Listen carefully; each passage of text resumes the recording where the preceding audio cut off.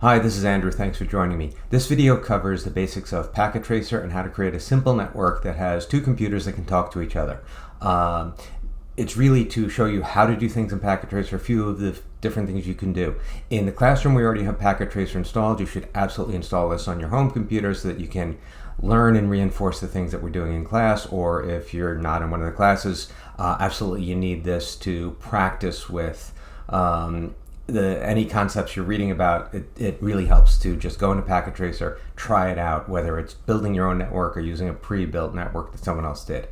So I already have Packet Tracer running right here. If you need to get Packet Tracer, you can log into Network Academy and select and click on the download Packet Tracer under resources.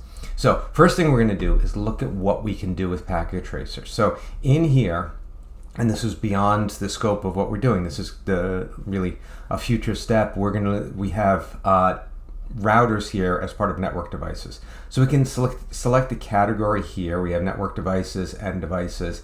Network devices has routers.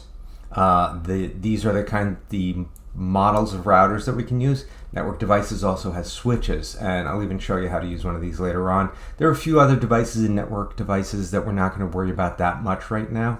From end devices, we have something that looks like a computer and a bunch of stuff, but over here we have PCs, laptops, servers, and you can get into other devices that are end devices.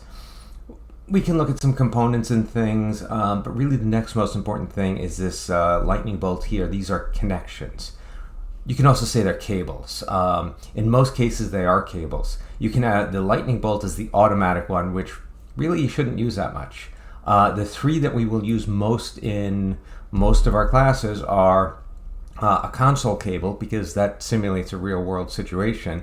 It's not always necessary. We have a copper straight through cable. It's a normal Ethernet cable, and a copper crossover cable. And this is what we're going to work with today.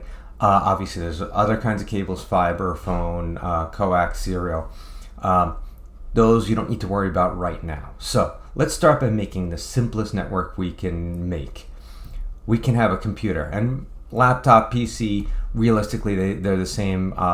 There might be a couple of extra settings in laptop for things like wireless, but I'm just going to click on this PC right here and just drag it up to the screen. And when I drag it up, I now have PC, and it's labeled as PC0. I'm going to call this PCA. Can call it whatever I want. And I drag another one up, and I have now PCB. And these are just labels. It's kind of like a sticker that's on the computer. So you see they're not connected to anything. That's where I'm going to go here and go with the lightning bolt. Now in the real world, what I'd put here in between, and I can show you later on, is a switch. But I want the simplest network we can make. So I'm going to get a crossover cable. And when I select the crossover cable, it's basically saying, you've selected a crossover cable. I can cancel it, but you've selected it. And what do you want to plug it into? So when I click on here, these are the things I can plug into. And this is one of the reasons why the automatic is not good. If I try to plug this crossover cable, which is Ethernet, into a USB port, clearly they're different sizes. It's going to give me an error. It doesn't go in there. If I did automatic, it would say, okay, you want a USB cable, even if that's not what I was trying to use. So I'm going to click on here. I plug it into the only Ethernet port on the device, and now I have the other end of the cable.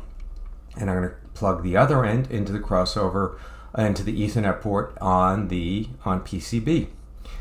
Now I have these two computers talking to each other. Now, the green arrows mean that they're physically able to communicate, but they actually can't communicate because they don't have any IP addressing. That's something we'll get to later on in the intro course. But for now, if I just click on that PC, I can go in, and these are all the configurations I can do. And I can theoretically use different ports. I can put different things in there, but really what matters to me, if I go into desktop, these are programs and configurations I can do on this PCA. And you see PCA is labeled up here. So I can run a command prompt. I can go into a terminal. Again, these are things that are not what we need to worry about right now. We do want to worry about IP configuration. At home, you're going to use DHCP because you have a server or a router, really, that's providing IP addresses to your computers. You don't even know what's happening. Here, we're going to use a static IP address. I'm going to put an IP address in here. I'm going to put 10.0.1.20. Now, it's going to automatically populate a subnet mask. Again, we'll get to this later in the semester, but for now, we're just going to say, I want to do 255.255.255.0. A default gateway is really one of the other things that we need to communicate with multiple devices. It is a common configuration in networking, but we don't actually have a default gateway in this network. Our network is too simple with these two computers where there's no default gateway. The default gateway is how you would leave the network to get to another network, and that is, as I'll explain later on, is a router. We don't have a router in this network. This is just a small network with two devices, so there's no default gateway. So this is everything we need to do on PCA. Now, I can, in Packet Tracer, once you enter something, it sticks. We can close this and go back here, or I can just close this setting. Now, and if I open it back up and take a look, I still have the IP address settings there. So now if I go to PCB, I go to the desktop and I do the same thing.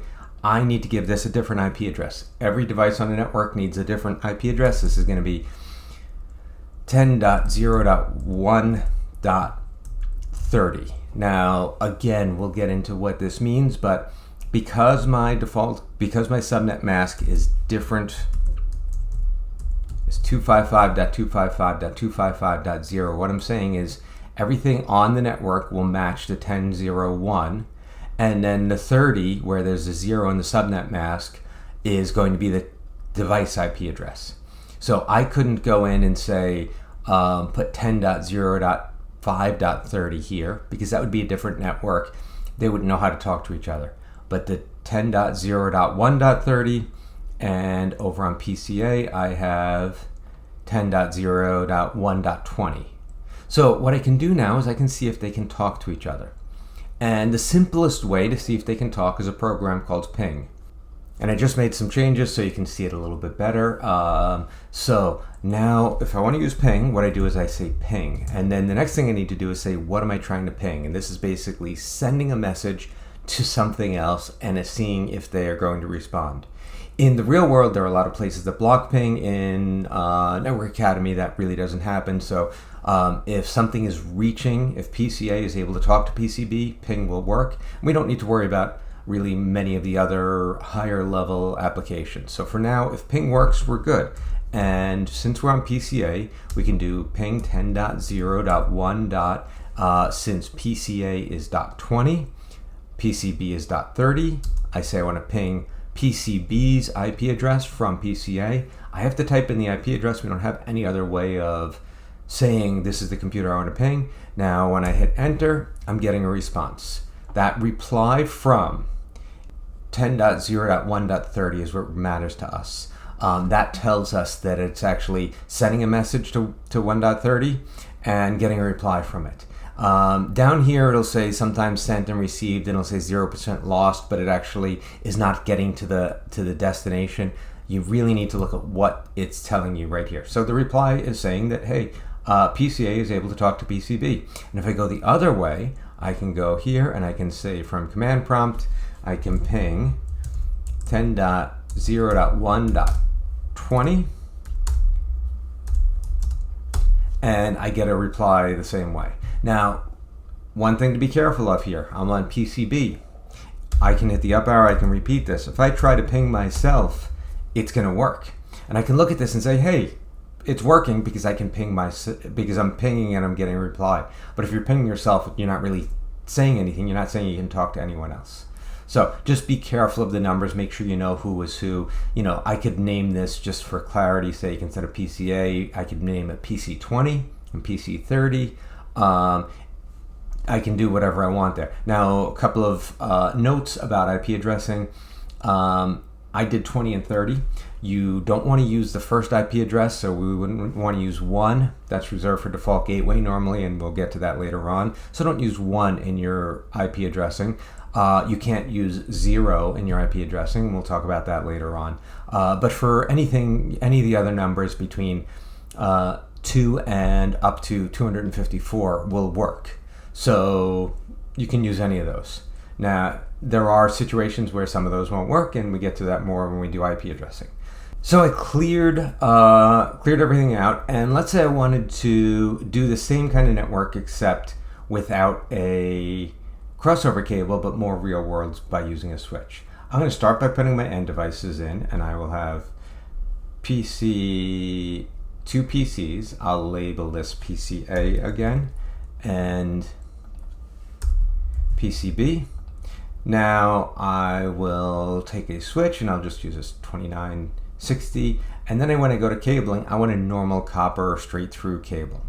So one end gets plugged into Ethernet, the other end gets plugged into my switch. And if you look at this, I have a lot of ports I can plug into because it's a 24 port switch with 2 gigabit ports. So I can plug into any of them. I'll just plug into PCA into port 1, and I will plug PCB. I'll go from port 2 to PCB. Now if you notice, it's not green yet. We'll get to this really about a year from now when we're talking about spanning tree and some more advanced features. So really all you have to know is in 30 seconds from when you plug it in, it turns green. So there's the green one, the other side will turn green, and if we're working on real equipment in the classroom, same thing happens. So I'm just going to go through and quickly set the same settings. And if I go to IP configuration, and I'll use the same IP addresses again, .20, and again, I'm going to change the subnet mask, and realistically I didn't need to, but I wanted to, and we'll talk about that more later on, like I said. So, and if you're not in the class and you want to find out more about that, I have videos about IP addressing and how it works and everything there. So 10.0.1.30 and 255.255.255.0. Now, one of the things is, working from memory, it's easy to make mistakes. It's easy to say, wait, did I make this one 30 or 20? And, is it 10.1.0 or 10.0.1? It really helps to, especially as things get more complicated, to write it down, to document it, to work from a document that has everything you want on the screen. So you don't go in and start trying to ping something and saying it's not working when it's really a simple mistake. And it sounds obvious, but it is something that happens on a regular basis. You do simple things that don't work. Okay, so I'm going to fix the screen so we can see better. And here we are, a little bit more visible. So now I'm on PCA, and I'm going to ping 10.0.1.30 which is PCB. And we're getting replies from PCB. We're sending a message, and now instead of going over that crossover cable, it goes to the switch, and actually the switch is where that crossover happens, and it goes to PCB.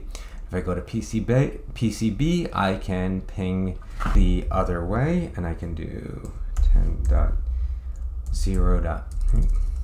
Let's do ping. That's another common thing. You're thinking more about the IP address than the command, and you forget to type the command. So now I'm pinging from PCB to PCA. Now, one thing we can do with a switch that we can't do with a crossover cable. Let's say we wanted a third computer or 20 computers. We can go here, and we're going to say this is PCC, and we'll plug this in. And since we had all those ports, and if you notice, when I plug in Ethernet 0 on the PC and I go up to the switch, I can't plug into ports 1 or 2. I already have things plugged into them. So go to port 3, and I will go through and do a quick configuration here, desktop IP configuration, and I do 10.0.1.40, and I need to change my subnet mask to match 0,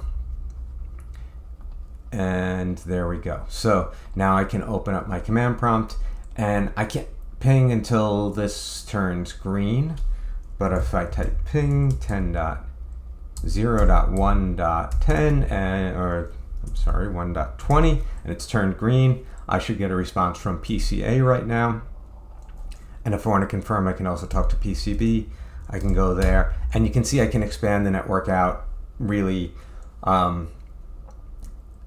quite substantially. And in the real world, you might have a couple of computers, you might have a switch, but when you start getting into 3, 4, 5 computers, multiple routers, multiple networks can really get well beyond what you can simulate. Even where in the classroom where we have some expensive equipment that's set up to really allow you to work hands-on, as you get into much more complexity, it really helps to be able to simulate it in Packet Tracer. Now, if you're, again, not taking the classes and you're just reading books and learning Cisco material, this is a great way to get some hands-on experience typing commands and doing things and really reinforcing what you're reading. So absolutely, Packet Tracer is a great resource when you're trying to learn Cisco.